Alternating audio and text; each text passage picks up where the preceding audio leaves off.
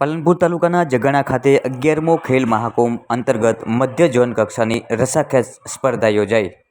Sport authority of Gujarat Gandhinagar તથા બનાસકાંઠા જિલ્લા રમતગમત અધિકારીશ્રીની કચેરી બનાસકાંઠાના સંયુક્ત ઉપક્રમે મધ્ય ઝોન કક્ષાની રસ્સાખેંચ સ્પર્ધા પાલનપુર તાલુકાના જગાણા ખાતે શ્રીમતી S.K. મહેતા હાઈસ્કૂલ ખાતે પૂર્વ કેન્દ્રીય મંત્રી રાજ્યમંત્રી શ્રી અને આ સંસ્થાના પ્રમુખ શ્રી હરિભાઈ ચૌધરીના અધ્યક્ષસ્થાને યોજાઈ હતી।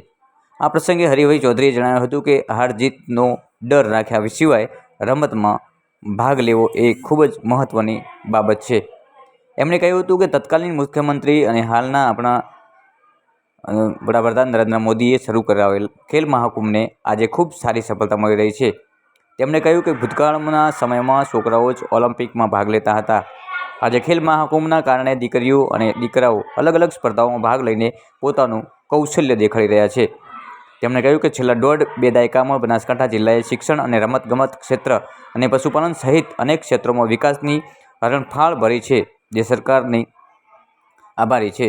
આ પ્રસંગે જિલ્લા રમતગમત અધિકારી મુકેશભાઈ ગોયા, અગ્રણીઓ સર્વશ્રી મોતીભાઈ પાળજા, દિનેશભાઈ આચાર્ય, કરશનભાઈ, બનાસકાંઠા જિલ્લા વ્યાયામ મંડળના પ્રમુખ હેમરાજભાઈ પવાયા, રસ્સાખેંચ એસોસિએશનના સેક્રેટરી રાજુભાઈ પટેલ, વિવિધ રમતોના કોચશ્રીઓ તેમજ સારી સંખ્યામાં ખેલાડીઓ અને ભાઈ બહેનો ઉપસ્થિત રહ્યા હતા।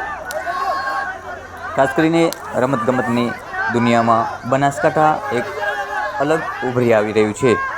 દિવસે ને દિવસે રમતગમતમાં બનાસકાંઠા સમગ્ર ગુજરાતમાં હરણફાળ ભરી રહ્યું છે।